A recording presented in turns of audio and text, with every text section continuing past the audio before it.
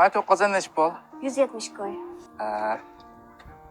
Bu Fıdış onu tıkatmaya kaysla. Yan bir Allah'ım ha.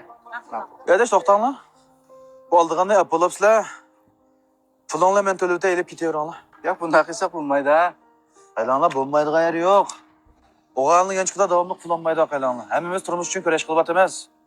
Bol ketiyorlar. Yana bir tanışlıp kete. Bunda kıysa bulmaz mı? Bulmaydı gayrı iş yok. İnsan emesin biz. Özüle mehir muhabbetlik olmasak olmaydı. Bunçilik yardımım kılışmasak hem de. İşim olmaydı meyle.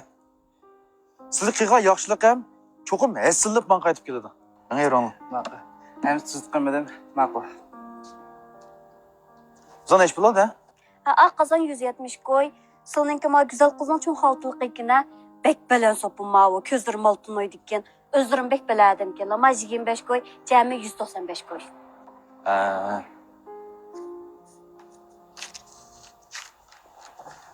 İş güzü koy. Aşkını qaytı olmasa oldu. Koyturup buraya. İş kısa yok oldu.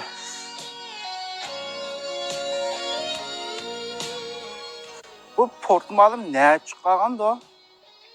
Kalendarın portmalda ara iş güzü koy bakın ha.